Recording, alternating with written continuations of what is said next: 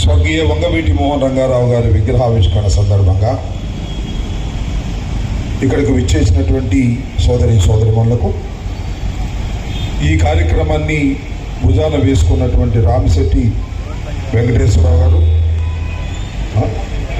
ఎర్రబోతు శ్రీనివాస్ గారు, అదేవిధంగా స్థానిక శాసనసభ్యులు మిత్రులు రామకృష్ణారెడ్డి గారు, అదేవిధంగా వంగవీటి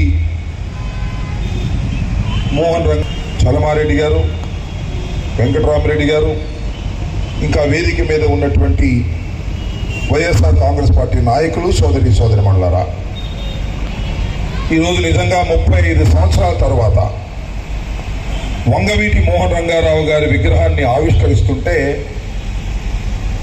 ఆ రోజులు నాకు గుర్తొస్తున్నాయి. వంగవీటి మోహన్ రంగారావు గారు 3 సంవత్సరాలు మాత్రమే శాసనసభ్యుడిగా చేశారు. చనిపోయారు. చనిపోవటం అంటే అందరం చనిపోతాం. విమాన ప్రమాదంలో రాజశేఖర రెడ్డి గారు కూడా చనిపోయారు. మనం కూడా ఎప్పుడొకప్పుడు చనిపోతాం, ఉండం కదా శాశ్వతంగా. కానీ వంగవీటి మోహన్ రంగారావు గారు చంపబడ్డారు. అతి దారుణంగా హత్య చేయబడ్డాడు. ఎక్కడ హత్య చేయబడ్డాడు? నిరాహార దీక్ష చేస్తున్నటువంటి సమయంలో తెల్లారుజామున దాడి చేసి ఆయన్ని హతమార్చారు. రక్షణ కావాలి అని ఆనాడున్నటువంటి తెలుగుదేశం ప్రభుత్వాన్ని కోరాడు. వారు సరైన రక్షణ కల్పించకపోతేనే రోడ్డు మీద అలాంటి పేమెంట్ మీద నిరాహార దీక్ష చేస్తున్నాడు. ఎంత దారుణంగా ఆ రోజున ప్రభుత్వం వ్యవహరించిందంటే, ఈ దాడికి ముందు ఉదయం తెల్లవారు గట్టున 3ంటికో 4ంటికో దాడి చేస్తారనగా ఆ రోజు రాత్రి నుంచి పోలీసులు రావడం, వంగవీటి మోహన్ రంగారావు గారి టెంట్లో ఏమైనా ఉన్నాయేమో వస్తువులని ఎదగటం, అంటే నిరాయుధుడిని చేయటం. ఆ పక్కనున్న వ్యక్తులు కూడా వారి చేతిలో ఏ విధమైన ఆయుధాలు లేవు, తెలుగుదేశం వారు వచ్చి వీళ్ళని అటాక్ చేస్తే వీళ్ళు ఎదుర్కోలేరు అనేది నిర్ధారణ చేసి ఆ రోజు ప్రభుత్వం అంతగా సహకరించి వంగవీటి మోహన్ రంగారావు గారిని నడి రోడ్డు మీద అతి దారుణంగా హత్య చేసిన సంఘటన ఇవాళ కూడా మేము మరవలేకపోతున్నామని మనవి చేస్తున్నాం. చాలా మంది కుర్రవాళ్లకు తెలియకపోవచ్చు. ఆ తర్వాత నాకు ఎందుకంటే వంగవీటి మోహన్ రంగారావు గారితో నిజంగా నాకు పరిచయం లేదు, దూరంగా చూడటమే. ఒక్కసారి మాత్రమే ఈ హత్య జరిగే ముందే రోడ్డు మీద వేరే చోట కూర్చుని తర్వాత ఇంటి దగ్గరికి వస్తున్నప్పుడు మేము వెళ్ళి ఆయనకి సెకండ్ ఇచ్చాం, అంతే. అయితే మా అందరికీ ప్రేమ, అభిమానం ఏమిటంటే ఆయన ఒక పోరాట యోధుడు. అంతేకాదు మీ అందరికీ మనవి చేస్తున్నా, ఎన్టీ రామారావు ప్రభుత్వాన్ని దించి కాంగ్రెస్ పార్టీ అధికారంలోకి రావడానికి వంగవీటి మోహన్ రంగారావు గారి హత్యే ప్రధాన కారణమైంది. ఆ రోజున మనం చేస్తున్నా. ఆ రోజున శాసనసభ్యుడిగా నా వయసు 30, నాకు టికెట్ వచ్చింది. వీడేంట్రా కుర్రోడు, వీడికి టికెట్ ఇచ్చారేంట్రా కాంగ్రెస్ పార్టీ అనుకున్నారు. డబ్బు కూడా ఏమీ లేదు. ఆ రోజున నన్ను గెలిపించారు అంటే నేను ఒక్కటే మనం చేస్తున్నా. ఒక ఊర్లో కాపులు 3200 మంది ఉన్నారు. తెలుగుదేశానికి ఎన్ని ఓట్లు పడ్డాయి తెలుసా? ఒకే ఒక్క ఓటు తెలుగుదేశానికి పడింది. మిగతా అన్ని కూడా హస్తం గుర్తు మీద వేశారు. మా వంగవీటి మోహన్ రంగారావు గారిని హతమార్చినటువంటి తెలుగుదేశాన్ని, ఎన్టీ రామారావుని చిత్తుగా ఓడిస్తామని చెప్పి హస్తం మీద గుర్తారు. ఆ తర్వాత కాంగ్రెస్ పార్టీ అధికారంలోకి వచ్చింది. చెన్నారెడ్డి గారు, జనార్దన్ రెడ్డి గారు, విజయభాస్కర్ రెడ్డి గారు మళ్ళా తెలంగాణ మన కాంగ్రెస్ తప్పిదాల వల్ల మళ్ళీ పడిపోయింది. అది వేరే విషయం. ఎందుకు మనం చేస్తున్నా అంటే, సరిగా కుర్రోళ్ళుగా మేము వెళ్ళాం. నేనే కాదు, ఇప్పుడు నా మీద పోటీ చేస్తాడు ఒక ఆయన కూడా అప్పుడే గెలిచాడు. ఇలా రాజకీయాలు జరిగాయి. దాంతోపాటు ఇంకొక విషయాన్ని కూడా చెప్పాలి, ఎక్కువసేపు చెప్పడం నాకు ఇష్టం లేదు, ట్రాఫిక్ జామ్ అయి ఉంది.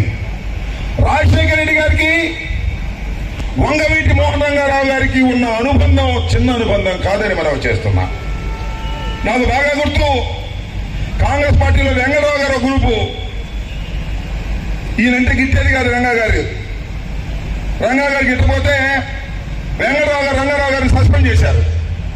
సస్పెండ్ చేస్తే ఢిల్లీ వెళ్ళి చేసి మా రంగాన్ని కాంగ్రెస్ పార్టీని సస్పెండ్ చేస్తే నేను కూడా పార్టీలో ఉన్నానని చెప్పి ఆ సస్పెన్షన్ ఎత్తివేయించినటువంటి వీరుడు ఆ రోజున రాజశేఖర రెడ్డి గారిని మనం చేస్తున్నాం.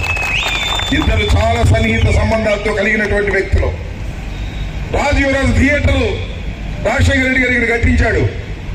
కేవలం వంగవీటి మోహన్ రంగారావు గారి సలహా మేరకే విజయవాడలో కట్టించినటువంటి సందర్భాన్ని మనం చేస్తున్నాం.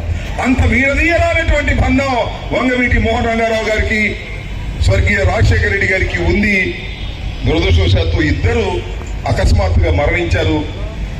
రంగారావు గారు హత్య చేయబడ్డాడు, రాజశేఖర రెడ్డి గారు విమాన ప్రమాదంలో మరణించారు. ఈ రెండు కూడా చాలా బాధాకరమైనటువంటి అంశాలని మనం చేస్తున్నాం. నేను ఇక్కడ మీ అందరికీ మనం చేసేది ఒక్కటే. ఇవాళ చాలా మంది చెప్తున్నారు, మనస్ఫూర్తిగా చెప్తున్నా, నిజంగా ఈ వంగవీటి మోహన్ రంగారావు గారి ఆత్మ శాంతించాలంటే తెలుగుదేశం ఈ రాష్ట్రంలో గట్టెక్కడానికి వీల్లేదు, ఓడిపోవలసిందే అనే విషయాన్ని మీ అందరికీ మనం చేస్తున్నాం. వంగవీటి మోహన్ రంగారావు గారిని అతి దారుణంగా హత్య చేసినటువంటి తెలుగుదేశం పార్టీని గెలిపించాలని తాపత్రయపడేవాడు నిజమైన వంగవీటి మోహన్ రంగా గారి అభిమానులు కాదని కూడా నేను మనవి చేస్తున్నా. ఇవాళ ఒక ఆయన బయలుదేరాడు, తెలుగుదేశం పడిపోయేటట్టుందంట, తెలుగుదేశం జగన్మోహన్ రెడ్డి గారి వల్ల ఓడిపోయేటట్టుందంట, ఓట్లు చీలిపోయేటట్టున్నాయంట. నేను ఓట్లు చేయలేను, నేను మళ్ళా చంద్రబాబు నాయుడు గారిని అధికారంలోకి తీసుకొస్తాను అని మాట్లాడుతున్నాడు. ఏమిటి దారుణం అని అడుగుతున్నా. అంటే మమ్మల్ని కూడా చంపిద్దామనే, వంగవీటి మోహన్ రంగారావుని చంపేసినట్టు మమ్మల్ని కూడా తెలుగుదేశానికి గెలిపించి చంపిద్దామని అడుగుతా ఉన్నా. మీ అందరూ చూశారుగా, నేను ఒక పెళ్లికి వెళ్ళా, ఖమ్మం, నా మీదకి వచ్చారు, మొత్తం చుట్టుముట్టారు. దుర్మార్గమై మనం చేస్తున్నా. తెలుగుదేశం మళ్ళా అధికారంలోకి రావాలని ప్రయత్నం చేసేటటువంటి వ్యక్తులు నిజమైన రంగా గారి అభిమానులు కాదనే విషయాన్ని మీ అందరూ గమనించమని మనం చేస్తున్నా. అదేమంటే నాకు రంగా గారు కూడా తెలుసు అన్నాడు. ఆయన ఎవరో తెలుసుకొని నేను చెప్పాలా, రంగా గారికి టీచర్ అన్నాడు. రంగా గారి పక్కన వాళ్ళందరూ అప్పుడు రంగా గారి పక్కన వాళ్ళందరూ చెప్పారు, రంగా గారు టీ, సిగరెట్, చుట్ట, బీడి ఏమి తాగరండి, వెళ్తే పాలు ఇస్తారు, ఆ పాలు కూడా తాగనట్టు అని చెప్పారు. అంటే ఈ విధంగా అబద్ధాలు ఆడి ఏదో ఒక విధంగా వంగవీటి మోహన్ రంగారావుని, చంద్రబాబుని గెలిపించడానికి తాపత్రయపడే శక్తులను తరిమి కొట్టవలసినటువంటి అవసరం ఉన్నదని మీ అందరికీ ఈ సందర్భంగా నేను మనవి చేస్తున్నా. నిజంగా 35 సంవత్సరాల తర్వాత మళ్ళా వంగవీటి మోహన్ రంగారావు గారి విగ్రహాలను ఆవిష్కరించుకోవాలి. ఇప్పుడే నిరంతరం జరుగుతూనే ఉంది. మా సత్యనపల్లిలో కూడా మేము 1 సంవత్సరం క్రితం, 2 సంవత్సరాల క్రితం విగ్రహాన్ని ఆవిష్కరించాం. ఆయన అంటే అంత ప్రేమ. కారణం, పోరాటం చేశాడు మనిషి.